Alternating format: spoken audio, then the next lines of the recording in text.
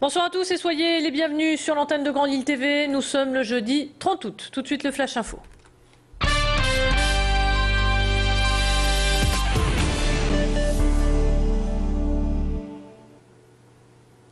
À la une de cette édition, l'inquiétude du syndicat national des enseignements du second degré. À quelques jours de la rentrée, le syndicat SNES-FSU s'est exprimé sur plusieurs problèmes rencontrés. Tout d'abord, le non-remplacement de nombreux postes d'enseignants. Le syndicat estime que le gouvernement ne réagit pas assez face aux difficultés rencontrées.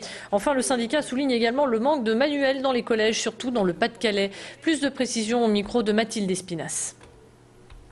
On attendait un geste significatif du gouvernement pour nous dire que le changement c'est vraiment maintenant et qu'il y allait avoir une autre politique, et ces signes ne viennent pas, ni par les annonces qui ont été très insuffisantes et pas à la hauteur des besoins, ni par des gestes symboliques qui pour la profession auraient été un signe de changement, comme le remplacement de la rectrice. L'atelier solidaire ne décolère pas ce matin avec quelques familles de Rome. L'association s'est rendue en mairie d'Hellemmes pour demander des explications. Car souvenez-vous, le 9 août dernier, les forces de l'ordre ont procédé à l'évacuation de leur camp. Lors de cette journée, des chalets mis à leur disposition ont été démontés. 6 familles qui les abritaient se sont alors retrouvées sans toit. Elles déplorent avoir perdu tous leurs biens ainsi que le matériel scolaire de leurs enfants.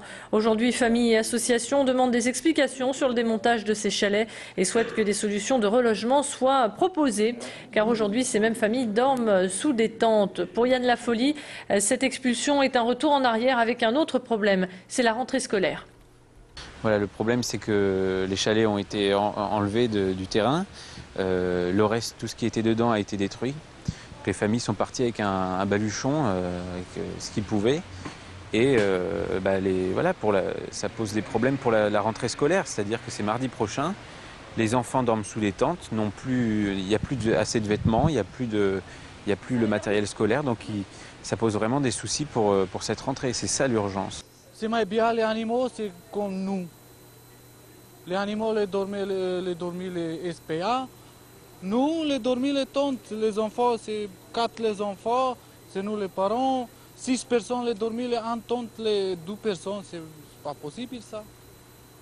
Possible pour aller à l'école. Comme peut-être aller à l'école, les enfants, il n'y a pas les vêtements, il n'y a pas de chaussures, il n'y a pas laver. C'est comme peut-être les rester les tentes. Et la mairie a pris en compte leur demande et la transmettra aux élus concernés. Le compte à rebours pour la braderie de Lille a commencé. Dans 2 jours, chineurs et brocanteurs vont s'en donner à cœur joie, mais attention aux arnaques. Certaines annonces publiées sur Internet vous proposent de louer un emplacement à des prix très élevés, 200, parfois même 300 €. Soyez prudents et ne tombez pas dans le panneau. Sachez que les emplacements pour la braderie de Lille sont tous gratuits. Pour cela, il faut en faire la demande à la mairie. Malheureusement, il est trop tard si vous vous y prenez seulement maintenant. Les inscriptions étaient à faire avant le 29 août.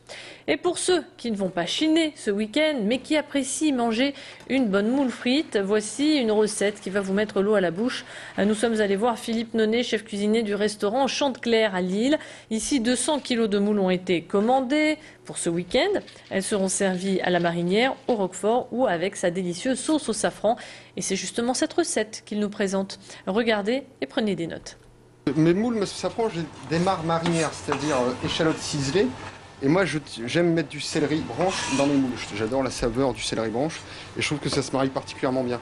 J'ai mis sur le côté de la crème épaisse, je précise bien épaisse, dans laquelle je fais infuser mon safran. Voilà.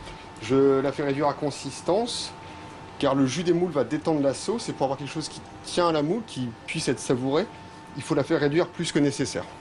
Et voilà, à table. À table et puis surtout, bon appétit. Allez, on continue avec la page consacrée au sport. En foot, ça y est, les Dogs entrent dans la cour des grands. Les Lillois sont soulagés. Ils ont gagné leur place en Ligue des Champions. Hier soir, à la 43e minute, les Lillois ont inscrit leur premier but signé Lucas Digne.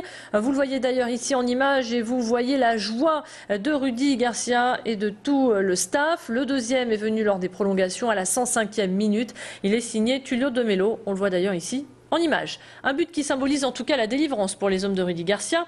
Avec cette victoire, le club va pouvoir toucher les 20 millions d'euros et surtout recruter de nouveaux talents. Je vous propose sans plus tarder d'écouter l'homme du match, Tullio De Melo. On a tout donné ce soir sur le terrain.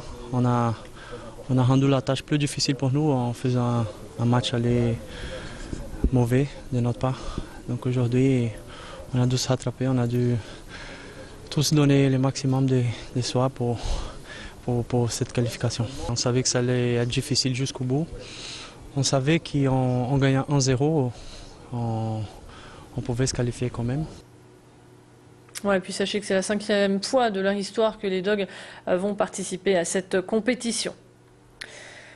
On enchaîne avec la page consacrée à la culture. Le Palais des Beaux-Arts de Lille présente actuellement des œuvres réalisées cet été par les habitants de 4 quartiers de Lille.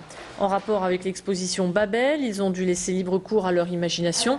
Chaque participant a tout d'abord découvert l'exposition avant de mettre en lumière son talent à travers une création personnalisée. Le thème donné était la construction de la tour et la transformation de la ville. Pour les aider, ils ont eu bien sûr accès aux ateliers du musée.